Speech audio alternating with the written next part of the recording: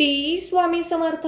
जय जय स्वामी समर्थ. नमस्कार स्वामी भक्तांनो, आज आहे शनिवार आणि शनिवार हा दिवस शनिदेवांना समर्पित आहे. हिंदू धर्मातील नवग्रहापैकी एक आणि न्यायाचे कर्माची देवता मानले जाणारे शनिदेव, सूर्यदेव आणि छाया यांचे पुत्र असलेल्या शनीला कर्मफळदाता म्हटले जाते. जो मानवाला त्याच्या कर्मानुसार शुभ अशुभ फळ देतात. ते निळ्या व काळ्या रंगाचे असून कावळ्यावर स्वार असतात आणि शनिवारी त्यांची विशेष पूजा केली जाते. म्हणून प्रिय भक्तांनो, आज आम्ही तुम्हाला न्यायाचे देव शनी महाराज यांना प्रसन्न करणारा चमत्कारिक मंत्र सांगणार आहे. या मंत्राचा 108 वेळा जप किंवा श्रवण केल्याने शनी दोषापासून मुक्ती मिळते व व्यक्तीवरती शनिदेवाची कृपा कायम राहते.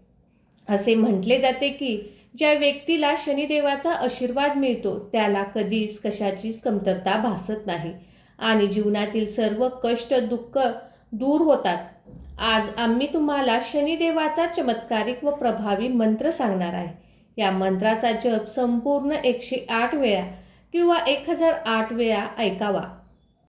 भक्तांनो, हा मंत्र पुढील प्रमाणे आहे.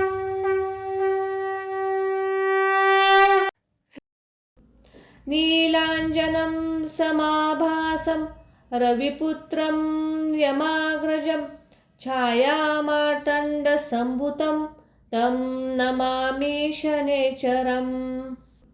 नीलांजनं समाभासं रविपुत्रं यमाग्रजं छायामार्तण्डसम्भुतं तं नमामि शनैश्चरम्. नीलांजनं समाभासं रविपुत्रं यमाग्रजं छायामार्तण्डसम्भुतं तं नमामि शनैश्चरम्. नीलांजनं समाभासं रविपुत्रं यमाग्रजं छायामार्तण्डसम्भुतं तं नमामि शनैश्चरम्. नीलांजनं समाभासं रविपुत्रं यमाग्रजं छायामार्तण्डसम्भुतं तं नमामि शनैश्चरम्.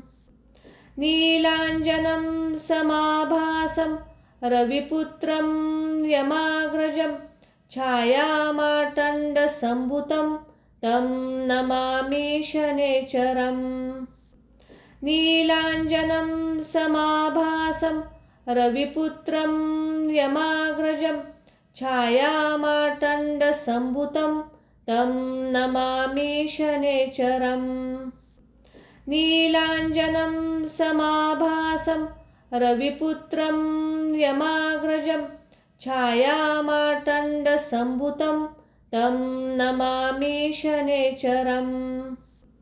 नीलांजनं समाभासं रविपुत्रं यमाग्रजं छायामार्तण्डसम्भुतं तं नमामि शनैश्चरम्. नीलांजनं समाभासं रविपुत्रं यमाग्रजं छायामार्तण्डसम्भुतं तं नमामि शनैश्चरम्. नीलांजनं समाभासं रविपुत्रं यमाग्रजं छायामार्तण्डसम्भुतं तं नमामि शनैश्चरम्. नीलांजनं समाभासं रविपुत्रं यमाग्रजं छायामार्तण्डसम्भुतं तं नमामि शनैश्चरम्. नीलांजनं समाभासं रविपुत्रं यमाग्रजं छायामार्तण्डसम्भुतं तं नमामि शनैश्चरम्.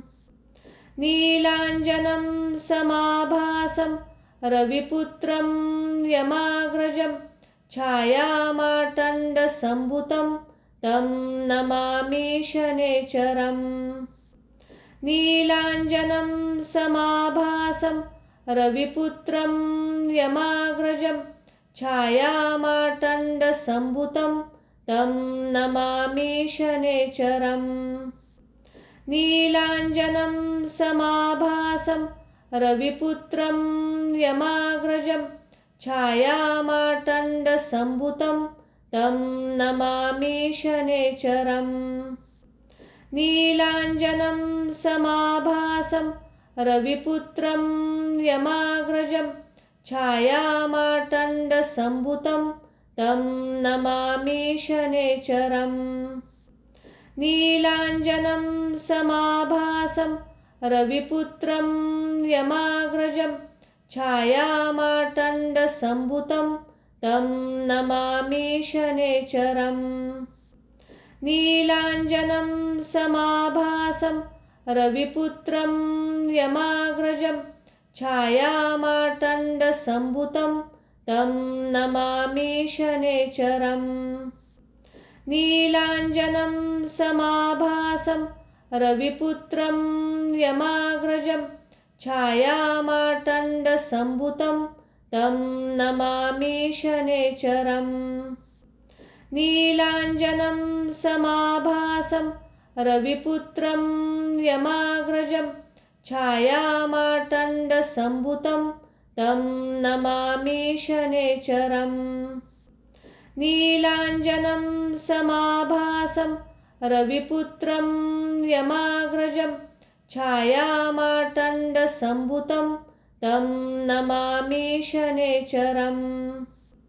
नीलाञ्जनं समाभासं रविपुत्रं यमाग्रजं छायामार्तण्डसम्भुतं तं नमामि शनैश्चरम्।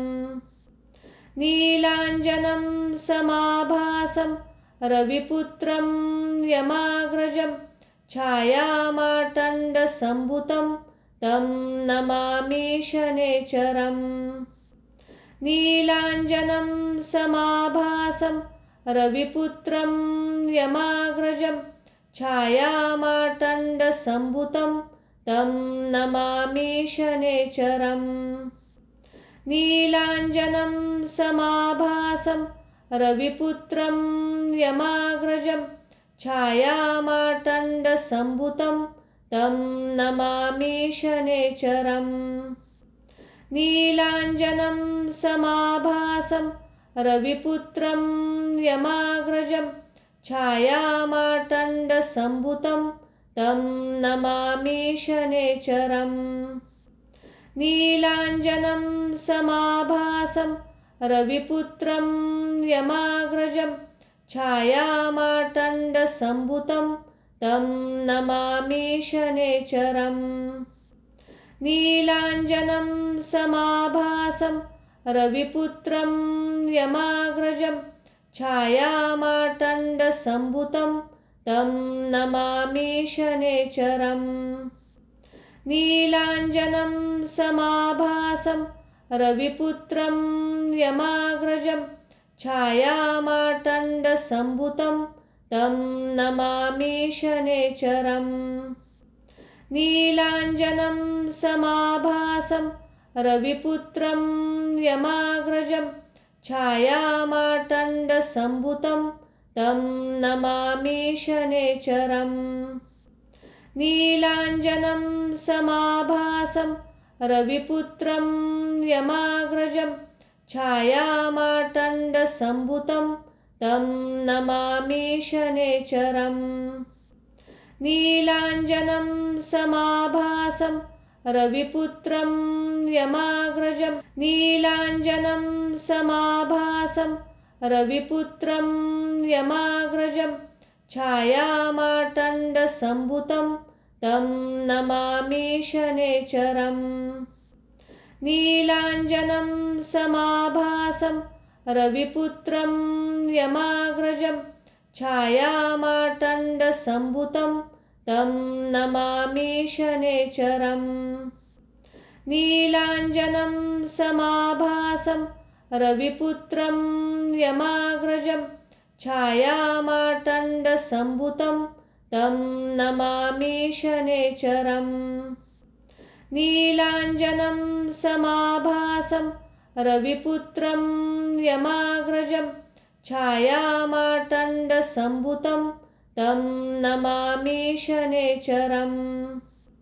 नीलाञ्जनं समाभासं रविपुत्रं यमाग्रजं छायामार्तण्डसम्भुतं तं नमामि शनेचरम्। नीलाञ्जनं समाभासं रविपुत्रं यमाग्रजं छायामार्तण्डसम्भुतं तं नमामि शनेचरम्। नीलाञ्जनं समाभासं रविपुत्रं यमाग्रजं छायामार्तण्डसम्भुतं तं नमामि शनेचरम्। नीलाञ्जनं समाभासं रविपुत्रं यमाग्रजं छायामार्तण्डसम्भुतं तं नमामि शनेचरम्। नीलाञ्जनं समाभासं रविपुत्रं यमाग्रजं छायामार्तण्डसम्भुतं तं नमामि शनेचरम्। नीलाञ्जनं समाभासं रविपुत्रं यमाग्रजं छायामार्तण्डसम्भुतं तं नमामि शनेचरम्। नीलाञ्जनं समाभासं रविपुत्रं यमाग्रजं छायामार्तण्डसम्भुतं तं नमामि शनेचरम्। नीलाञ्जनं समाभासं रविपुत्रं यमाग्रजं छायामार्तण्डसम्भुतं तं नमामि शनेचरम्। नीलाञ्जनं समाभासं रविपुत्रं यमाग्रजं छायामार्तण्डसम्भुतं तं नमामि शनेचरम्। नीलाञ्जनं समाभासं रविपुत्रं यमाग्रजं छायामार्तण्डसम्भुतं तं नमामि शनेचरम्। नीलाञ्जनं समाभासं रविपुत्रं यमाग्रजं छायामार्तण्डसम्भुतं तं नमामि शनेचरम्। नीलाञ्जनं समाभासं रविपुत्रं यमाग्रजं छायामार्तण्डसम्भुतं तं नमामि शनेचरम्।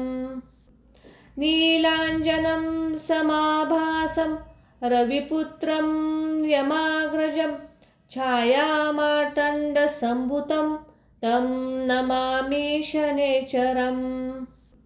नीलाञ्जनं समाभासं रविपुत्रं यमाग्रजं छायामार्तण्डसम्भुतं तं नमामि शनेचरम्। नीलाञ्जनं समाभासं रविपुत्रं यमाग्रजं छायामार्तण्डसम्भुतं तं नमामि शनेचरम्। नीलाञ्जनं समाभासं रविपुत्रं यमाग्रजं छायामार्तण्डसम्भुतं तं नमामि शनेचरम्।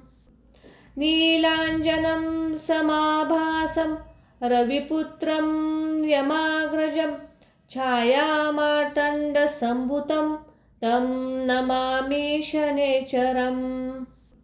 नीलाञ्जनं समाभासं रविपुत्रं यमाग्रजं छायामार्तण्डसम्भुतं तं नमामि शनेचरम्। नीलाञ्जनं समाभासं रविपुत्रं यमाग्रजं छायामार्तण्डसम्भुतं तं नमामि शनेचरम्। नीलाञ्जनं समाभासं रविपुत्रं यमाग्रजं छायामार्तण्डसम्भुतं तं नमामि शनेचरम्। नीलाञ्जनं समाभासं रविपुत्रं यमाग्रजं छायामार्तण्डसम्भुतं तं नमामि शनेचरम्।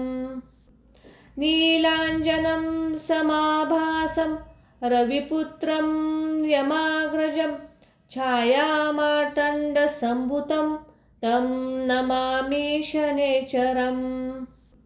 नीलाञ्जनं समाभासं रविपुत्रं यमाग्रजं छायामार्तण्डसम्भुतं तं नमामि शनैश्चरम्।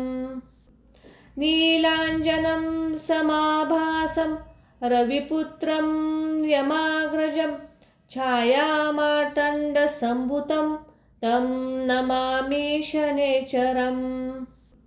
नीलाञ्जनं समाभासं रविपुत्रं यमाग्रजं छायामार्तण्डसम्भुतं तं नमामि शनैश्चरम्। नीलाञ्जनं समाभासं रविपुत्रं यमाग्रजं छायामार्तण्डसम्भुतं तं नमामि शनैश्चरम्। नीलाञ्जनं समाभासं रविपुत्रं यमाग्रजं छायामार्तण्डसम्भुतं तं नमामि शनैश्चरम्।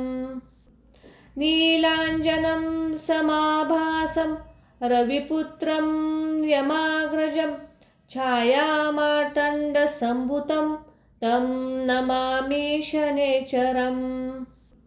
नीलाञ्जनं समाभासं रविपुत्रं यमाग्रजं छायामार्तण्डसम्भुतं तं नमामि शनैश्चरम्।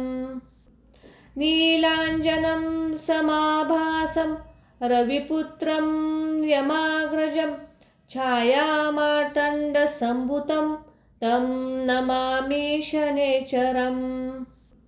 नीलाञ्जनं समाभासं रविपुत्रं यमाग्रजं छायामार्तण्डसम्भुतं तं नमामि शनैश्चरम्।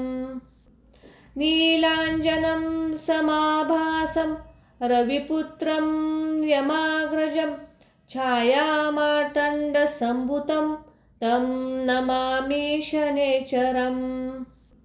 नीलाञ्जनं समाभासं रविपुत्रं यमाग्रजं छायामार्तण्डसम्भुतं तं नमामि शनैश्चरम्।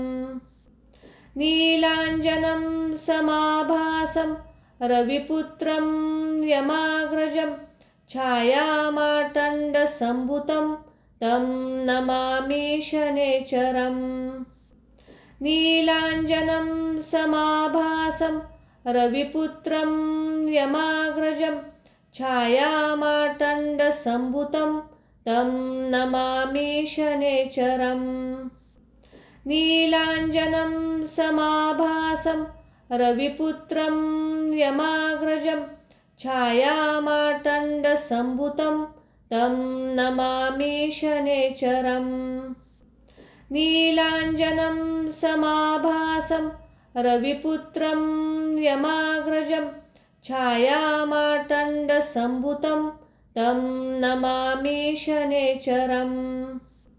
नीलाञ्जनं समाभासं रविपुत्रं यमाग्रजं छायामार्तण्डसम्भुतं तं नमामि शनैश्चरम्। नीलाञ्जनं समाभासं रविपुत्रं यमाग्रजं छायामार्तण्डसम्भुतं तं नमामि शनैश्चरम्। नीलाञ्जनं समाभासं रविपुत्रं यमाग्रजं छायामार्तण्डसम्भुतं तं नमामि शनैश्चरम्। नीलाञ्जनं समाभासं रविपुत्रं यमाग्रजं छायामार्तण्डसम्भुतं तं नमामि शनैश्चरम्। नीलाञ्जनं समाभासं रविपुत्रं यमाग्रजं छायामार्तण्डसम्भुतं तं नमामि शनैश्चरम्। नीलाञ्जनं समाभासं रविपुत्रं यमाग्रजं छायामार्तण्डसम्भुतं तं नमामि शनेश्वरम्।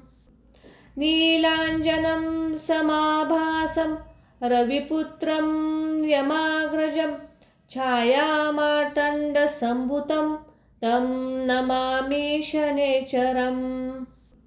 नीलाञ्जनं समाभासं रविपुत्रं यमाग्रजं छायामार्तण्डसम्भुतं तं नमामि शनेश्वरम्। नीलाञ्जनं समाभासं रविपुत्रं यमाग्रजं छायामार्तण्डसम्भुतं तं नमामि शनेश्वरम्। नीलाञ्जनं समाभासं रविपुत्रं यमाग्रजं छायामार्तण्डसम्भुतं तं नमामि शनेश्वरम्। नीलाञ्जनं समाभासं रविपुत्रं यमाग्रजं छायामार्तण्डसम्भुतं तं नमामि शनेश्वरम्। नीलाञ्जनं समाभासं रविपुत्रं यमाग्रजं छायामार्तण्डसम्भुतं तं नमामि शनेश्वरम्। नीलाञ्जनं समाभासं रविपुत्रं यमाग्रजं छायामार्तण्डसम्भुतं तं नमामि शनेश्वरम्। नीलाञ्जनं समाभासं रविपुत्रं यमाग्रजं छायामार्तण्डसम्भुतं तं नमामि शनेश्वरम्। नीलाञ्जनं समाभासं रविपुत्रं यमाग्रजं छायामार्तण्डसम्भुतं तं नमामि शनेश्वरम्। नीलाञ्जनं समाभासं रविपुत्रं यमाग्रजं छायामार्तण्डसम्भुतं तं नमामि शनेश्वरम्। नीलाञ्जनं समाभासं रविपुत्रं यमाग्रजं छायामार्तण्डसम्भुतं तं नमामि शनेश्वरम्। नीलाञ्जनं समाभासं रविपुत्रं यमाग्रजं छायामार्तण्डसम्भुतं तं नमामि शनेश्वरम्। नीलाञ्जनं समाभासं रविपुत्रं यमाग्रजं छायामार्तण्डसम्भुतं तं नमामि शनेश्वरम्। नीलाञ्जनं समाभासं रविपुत्रं यमाग्रजं छायामार्तण्डसम्भुतं तं नमामि शनेश्वरम्। नीलाञ्जनं समाभासं रविपुत्रं यमाग्रजं छायामार्तण्डसम्भुतं तं नमामि शनेश्वरम्। नीलाञ्जनं समाभासं रविपुत्रं यमाग्रजं छायामार्तण्डसम्भुतं तं नमामि शनेश्वरम्। नीलाञ्जनं समाभासं रविपुत्रं यमाग्रजं छायामार्तण्डसम्भुतं तं नमामि शनेश्वरम्। नीलाञ्जनं समाभासं रविपुत्रं यमाग्रजं छायामार्तण्डसम्भुतं तं नमामि शनेश्वरम्। नीलाञ्जनं समाभासं रविपुत्रं यमाग्रजं छायामार्तण्डसम्भुतं तं नमामि शनेश्वरम्। नीलाञ्जनं समाभासं रविपुत्रं यमाग्रजं छायामार्तण्डसम्भुतं तं नमामि शनेश्वरम्। नीलाञ्जनं समाभासं रविपुत्रं यमाग्रजं छायामार्तण्डसम्भुतं तं नमामि शनेचरम्। नीलाञ्जनं समाभासं रविपुत्रं यमाग्रजं छायामार्तण्डसम्भुतं तं नमामि शनेचरम्। नीलाञ्जनं समाभासं रविपुत्रं यमाग्रजं छायामार्तण्डसम्भुतं तं नमामि शनेचरम्। नीलाञ्जनं समाभासं रविपुत्रं यमाग्रजं छायामार्तण्डसम्भुतं तं नमामि शनेचरम्। नीलाञ्जनं समाभासं रविपुत्रं यमाग्रजं छायामार्तण्डसम्भुतं तं नमामि शनेचरम्। नीलाञ्जनं समाभासं रविपुत्रं यमाग्रजं छायामार्तण्डसम्भुतं तं नमामि शनेचरम्। नीलाञ्जनं समाभासं रविपुत्रं यमाग्रजं छायामार्तण्डसम्भुतं तं नमामि शनेचरम्। नीलाञ्जनं समाभासं रविपुत्रं यमाग्रजं छायामार्तण्डसम्भुतं तं नमामि शनेचरम्। नीलाञ्जनं समाभासं रविपुत्रं यमाग्रजं छायामार्तण्डसम्भुतं तं नमामि शनेचरम्। नीलाञ्जनं समाभासं रविपुत्रं यमाग्रजं छायामार्तण्डसम्भुतं तं नमामि शनेचरम्। नीलाञ्जनं समाभासं रविपुत्रं यमाग्रजं छायामार्तण्डसम्भुतं तं नमामि शनेचरम्।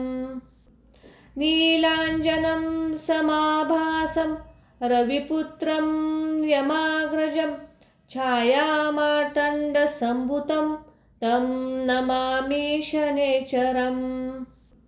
नीलाञ्जनं समाभासं रविपुत्रं यमाग्रजं छायामार्तण्डसम्भुतं तं नमामि शनेचरम्।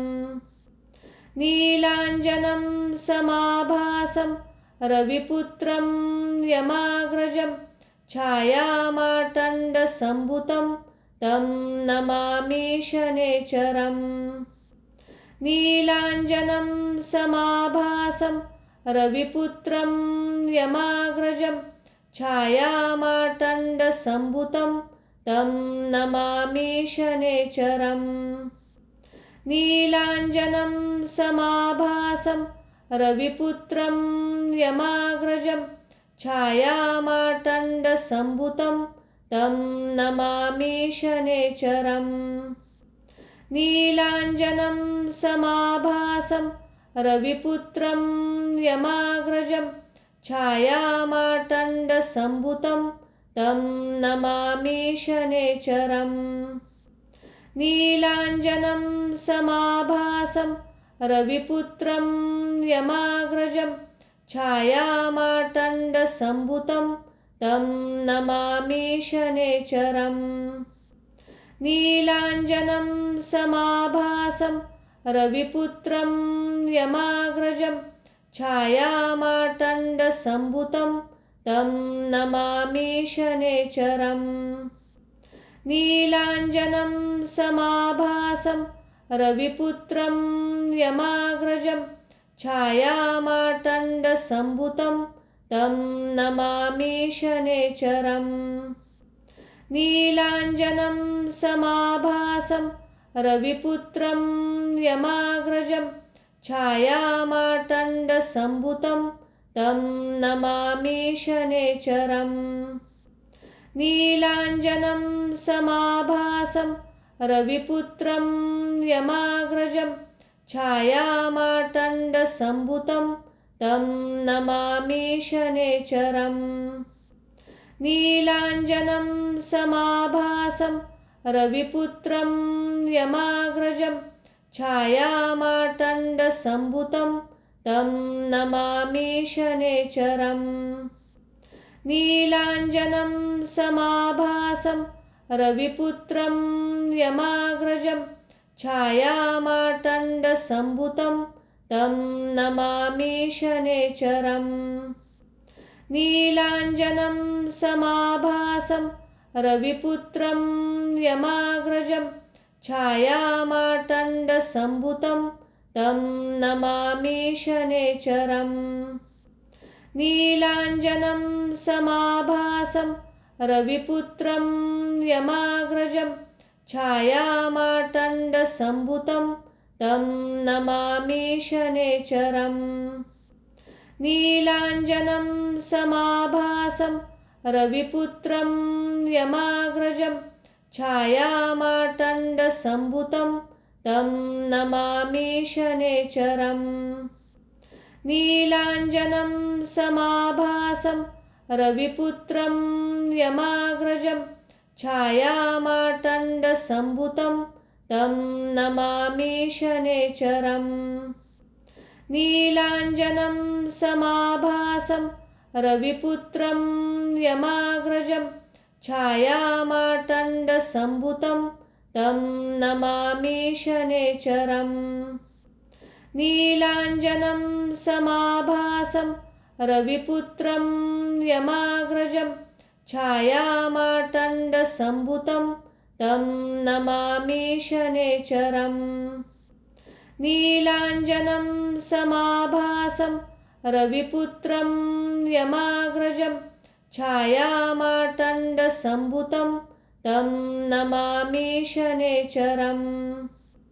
नीलाञ्जनं समाभासं रविपुत्रं यमाग्रजं छायामार्तण्डसम्भुतं तं नमामि शनैश्चरम्। नीलाञ्जनं समाभासं रविपुत्रं यमाग्रजं छायामार्तण्डसम्भुतं तं नमामि शनैश्चरम्। नीलाञ्जनं समाभासं रविपुत्रं यमाग्रजं छायामार्तण्डसम्भुतं तं नमामि शनैश्चरम्। नीलाञ्जनं समाभासं रविपुत्रं यमाग्रजं छायामार्तण्डसम्भुतं तं नमामि शनैश्चरम्। नीलाञ्जनं समाभासं रविपुत्रं यमाग्रजं छायामार्तण्डसम्भुतं तं नमामि शनैश्चरम्।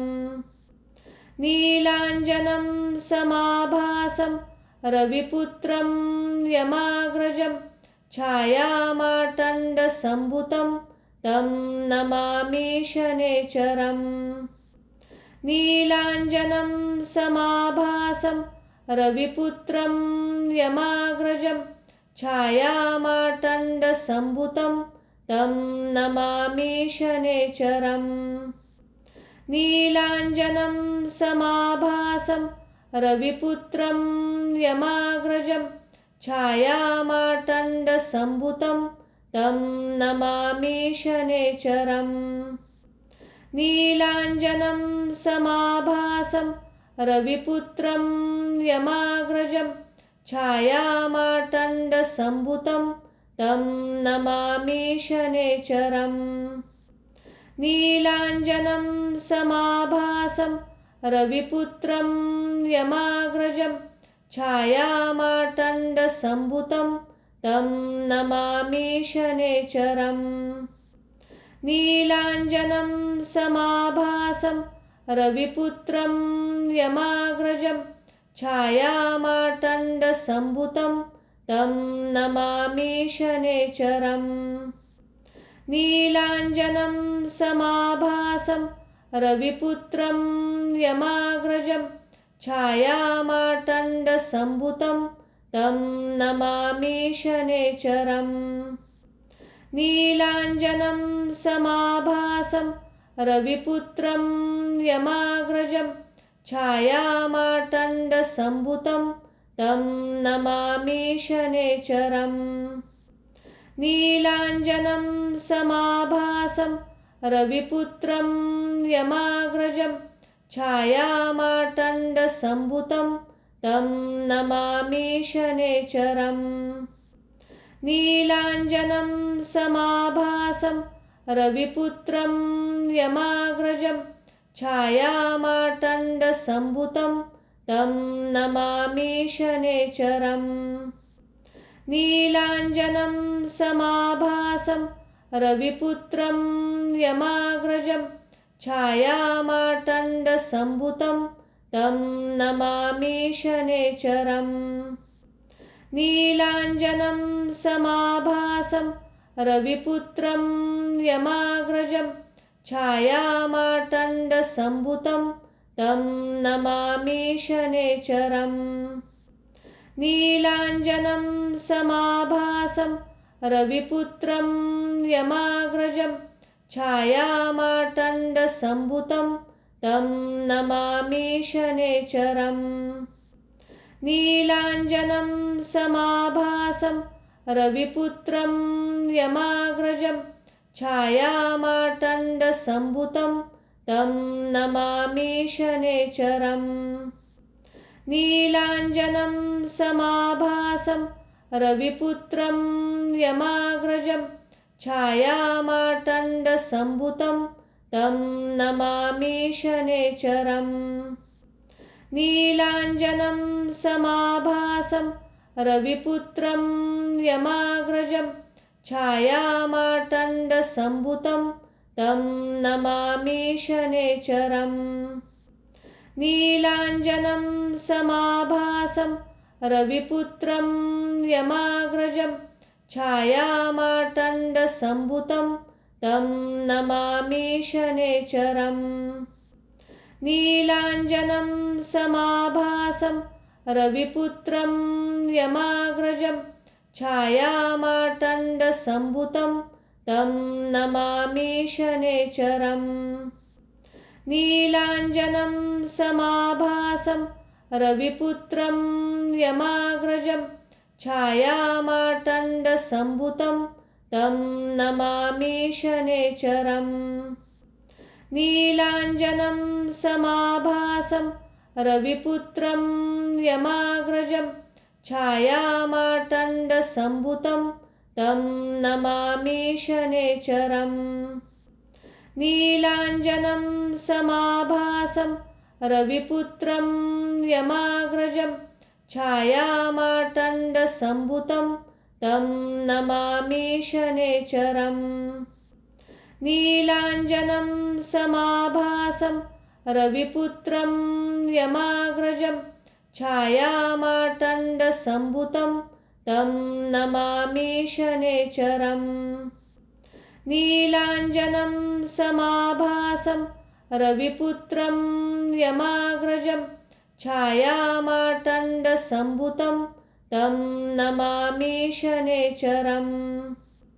नीलाञ्जनं समाभासं रविपुत्रं यमाग्रजं छायामार्तण्डसम्भूतं तं नमामि शनैश्चरम्। नीलाञ्जनं समाभासं रविपुत्रं यमाग्रजं छायामार्तण्डसम्भूतं तं नमामि शनैश्चरम्। नीलाञ्जनं समाभासं रविपुत्रं यमाग्रजं छायामार्तण्डसम्भूतं तं नमामि शनैश्चरम्। नीलाञ्जनं समाभासं रविपुत्रं यमाग्रजं छायामार्तण्डसम्भूतं तं नमामि शनैश्चरम्। नीलाञ्जनं समाभासं रविपुत्रं यमाग्रजं छायामार्तण्डसम्भूतं तं नमामि शनैश्चरम्। नीलाञ्जनं समाभासं रविपुत्रं यमाग्रजं छायामार्तण्डसम्भुतं तं नमामि शनैश्चरम्। नीलाञ्जनं समाभासं रविपुत्रं यमाग्रजं छायामार्तण्डसम्भुतं तं नमामि शनैश्चरम्। नीलाञ्जनं समाभासं रविपुत्रं यमाग्रजं छायामार्तण्डसम्भुतं तं नमामि शनैश्चरम्। नीलाञ्जनं समाभासं रविपुत्रं यमाग्रजं छायामार्तण्डसम्भुतं तं नमामि शनैश्चरम्। नीलाञ्जनं समाभासं रविपुत्रं यमाग्रजं छायामार्तण्डसम्भुतं तं नमामि शनैश्चरम्।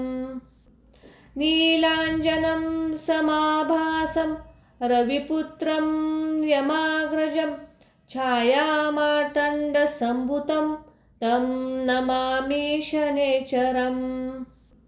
नीलाञ्जनं समाभासं रविपुत्रं यमाग्रजं छायामार्तण्डसम्भुतं तं नमामि शनैश्चरम्।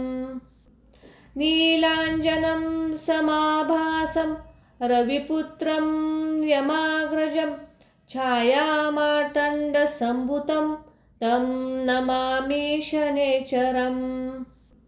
नीलाञ्जनं समाभासं रविपुत्रं यमाग्रजं छायामार्तण्डसम्भुतं तं नमामि शनैश्चरम्। नीलाञ्जनं समाभासं रविपुत्रं यमाग्रजं छायामार्तण्डसम्भुतं तं नमामि शनैश्चरम्। नीलाञ्जनं समाभासं रविपुत्रं यमाग्रजं छायामार्तण्डसम्भुतं तं नमामि शनैश्चरम्। नीलाञ्जनं समाभासं रविपुत्रं यमाग्रजं छायामार्तण्डसम्भुतं तं नमामि शनैश्चरम्। नीलाञ्जनं समाभासं रविपुत्रं यमाग्रजं छायामार्तण्डसम्भुतं तं नमामि शनैश्चरम्। नीलाञ्जनं समाभासं रविपुत्रं यमाग्रजं छायामार्तण्डसम्भुतं तं नमामि शनैश्चरम्। नीलाञ्जनं समाभासं रविपुत्रं यमाग्रजं छायामार्तण्डसम्भुतं तं नमामि शनैश्चरम्। नीलाञ्जनं समाभासं रविपुत्रं यमाग्रजं छायामार्तण्डसम्भुतं तं नमामि शनैश्चरम्। नीलाञ्जनं समाभासं रविपुत्रं यमाग्रजं छायामार्तण्डसम्भुतं तं नमामि शनैश्चरम्। नीलाञ्जनं समाभासं रविपुत्रं यमाग्रजं छायामार्तण्डसम्भुतं तं नमामि शनैश्चरम्। नीलाञ्जनं समाभासं रविपुत्रं यमाग्रजं छायामार्तण्डसम्भुतं तं नमामि शनैश्चरम्। नीलाञ्जनं समाभासं रविपुत्रं यमाग्रजं छायामार्तण्डसम्भुतं तं नमामि शनैश्चरम्। नीलाञ्जनं समाभासं रविपुत्रं यमाग्रजं छायामार्तण्डसम्भुतं तं नमामि शनैश्चरम्। नीलाञ्जनं समाभासं रविपुत्रं यमाग्रजं छायामार्तण्डसम्भुतं तं नमामि शनेचरम्। नीलाञ्जनं समाभासं रविपुत्रं यमाग्रजं छायामार्तण्डसम्भुतं तं नमामि शनेचरम्। नीलाञ्जनं समाभासं रविपुत्रं यमाग्रजं छायामार्तण्डसम्भुतं तं नमामि शनेचरम्। नीलाञ्जनं समाभासं रविपुत्रं यमाग्रजं छायामार्तण्डसम्भुतं तं नमामि शनेचरम्। नीलाञ्जनं समाभासं रविपुत्रं यमाग्रजं छायामार्तण्डसम्भुतं तं नमामि शनेचरम्। नीलाञ्जनं समाभासं रविपुत्रं यमाग्रजं छायामार्तण्डसम्भुतं तं नमामि शनेचरम्। नीलाञ्जनं समाभासं रविपुत्रं यमाग्रजं छायामार्तण्डसम्भुतं तं नमामि शनेचरम्। नीलाञ्जनं समाभासं रविपुत्रं यमाग्रजं छायामार्तण्डसम्भुतं तं नमामि शनेचरम्। नीलाञ्जनं समाभासं रविपुत्रं यमाग्रजं छायामार्तण्डसम्भुतं तं नमामि शनेचरम्। नीलाञ्जनं समाभासं रविपुत्रं यमाग्रजं छायामार्तण्डसम्भुतं तं नमामि शनेचरम्।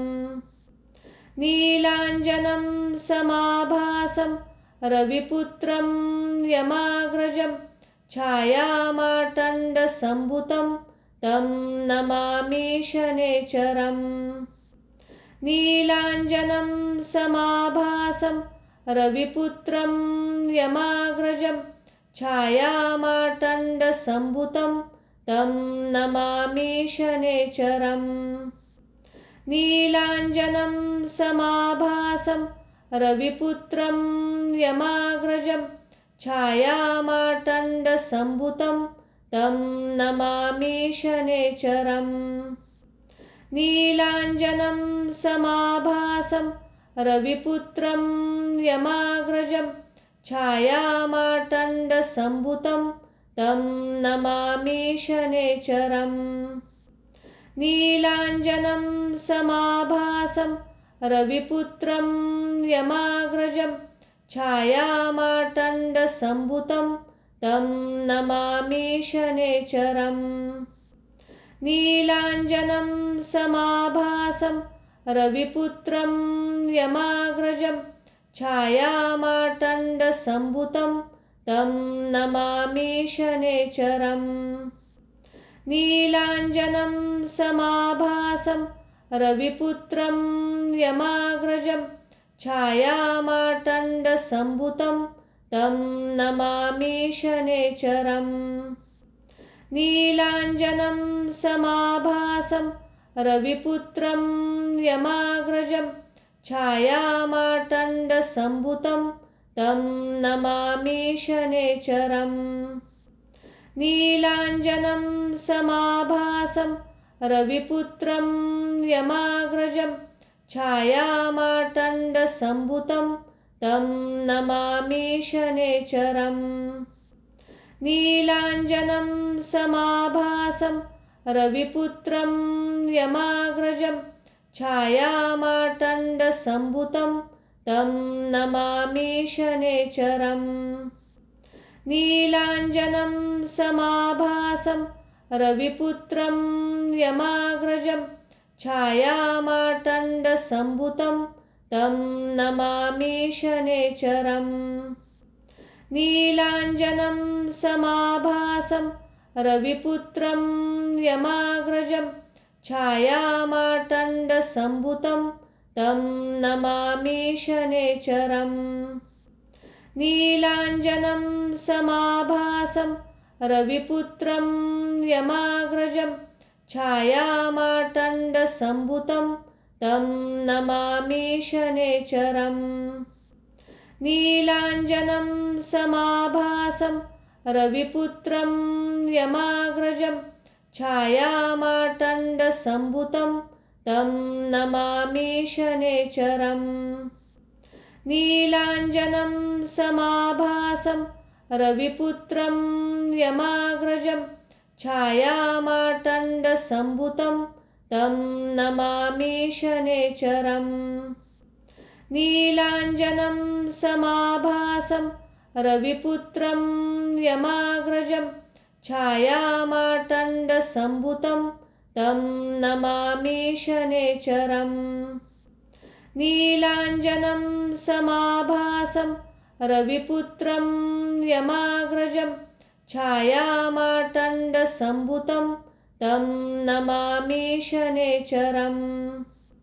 नीलाञ्जनं समाभासं रविपुत्रं यमाग्रजं छायामार्तण्डसम्भुतं तं नमामि शनैश्चरम्। नीलाञ्जनं समाभासं रविपुत्रं यमाग्रजं छायामार्तण्डसम्भुतं तं नमामि शनैश्चरम्। नीलाञ्जनं समाभासं रविपुत्रं यमाग्रजं छायामार्तण्डसम्भुतं तं नमामि शनैश्चरम्। नीलाञ्जनं समाभासं रविपुत्रं यमाग्रजं छायामार्तण्डसम्भुतं तं नमामि शनैश्चरम्। नीलाञ्जनं समाभासं रविपुत्रं यमाग्रजं छायामार्तण्डसम्भुतं तं नमामि शनैश्चरम्। नीलाञ्जनं समाभासं रविपुत्रं यमाग्रजं छायामार्तण्डसम्भुतं तं नमामि शनैश्चरम्। नीलाञ्जनं समाभासं रविपुत्रं यमाग्रजं छायामार्तण्डसम्भुतं तं नमामि शनैश्चरम्। नीलाञ्जनं समाभासं रविपुत्रं यमाग्रजं छायामार्तण्डसम्भुतं तं नमामि शनैश्चरम्। नीलाञ्जनं समाभासं रविपुत्रं यमाग्रजं छायामार्तण्डसम्भुतं तं नमामि शनैश्चरम्। नीलाञ्जनं समाभासं रविपुत्रं यमाग्रजं छायामार्तण्डसम्भुतं तं नमामि शनैश्चरम्। नीलाञ्जनं समाभासं रविपुत्रं यमाग्रजं छायामार्तण्डसम्भुतं तं नमामि शनैश्चरम्।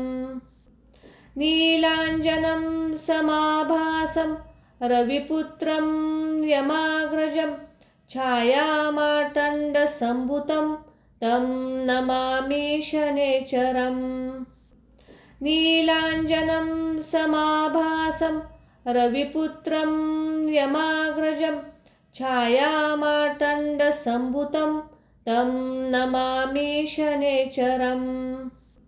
नीलाञ्जनं समाभासं रविपुत्रं यमाग्रजं छायामार्तण्डसम्भुतं तं नमामि शनैश्चरम्।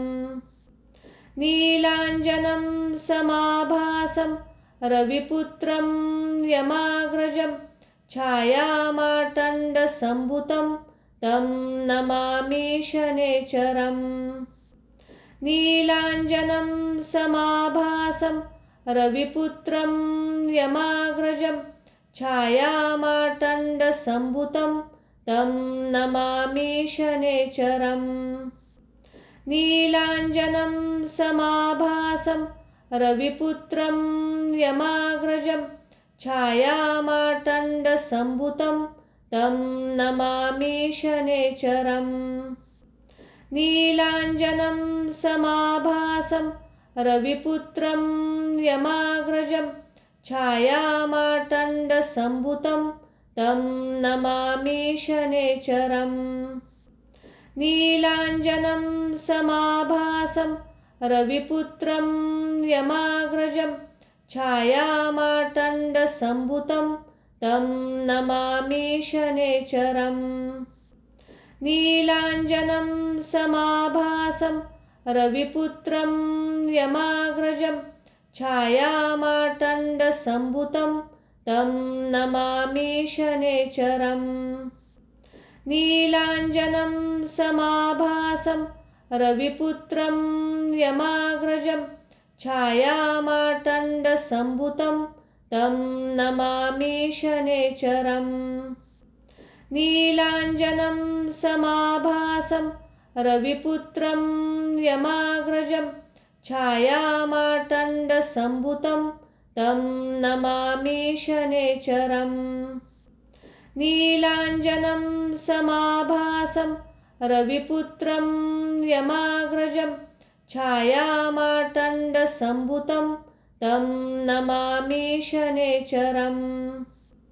नीलाञ्जनं समाभासं रविपुत्रं यमाग्रजं छायामार्तण्डसम्भूतं तं नमामि शनैश्चरम्। नीलाञ्जनं समाभासं रविपुत्रं यमाग्रजं छायामार्तण्डसम्भूतं तं नमामि शनैश्चरम्। नीलाञ्जनं समाभासं रविपुत्रं यमाग्रजं छायामार्तण्डसम्भूतं तं नमामि शनैश्चरम्। नीलाञ्जनं समाभासं रविपुत्रं यमाग्रजं छायामार्तण्डसम्भूतं तं नमामि शनैश्चरम्। नीलाञ्जनं समाभासं रविपुत्रं यमाग्रजं छायामार्तण्डसम्भूतं तं नमामि शनैश्चरम्। नीलाञ्जनं समाभासं रविपुत्रं यमाग्रजं छायामार्तण्डसम्भूतं तं नमामि शनैश्चरम्। नीलाञ्जनं समाभासं रविपुत्रं यमाग्रजं छायामार्तण्डसम्भूतं तं नमामि शनैश्चरम्।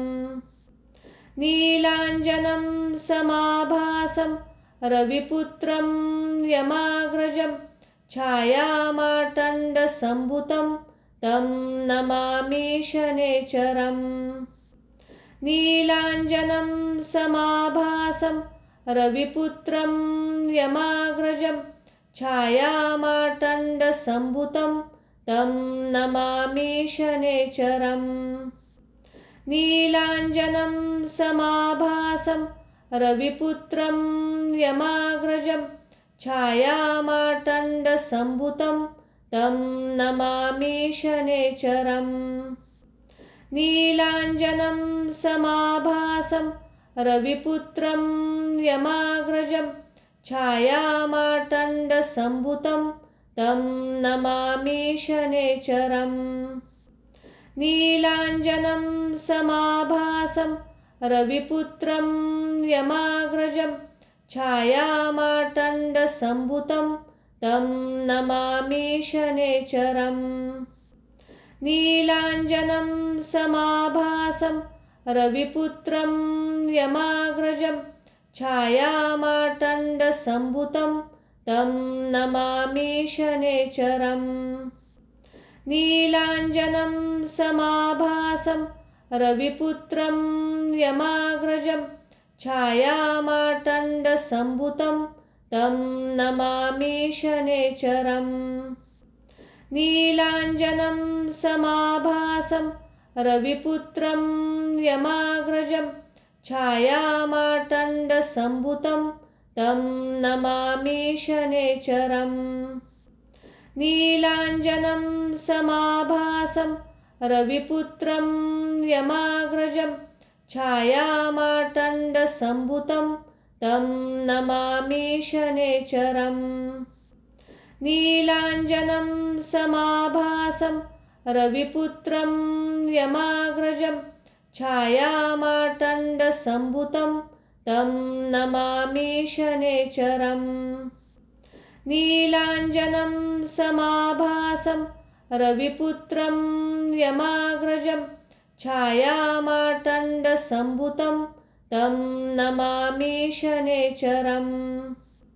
नीलाञ्जनं समाभासं रविपुत्रं यमाग्रजं छायामार्तण्डसम्भुतं तं नमामि शनैश्चरम्। नीलाञ्जनं समाभासं रविपुत्रं यमाग्रजं छायामार्तण्डसम्भुतं तं नमामि शनैश्चरम्। नीलाञ्जनं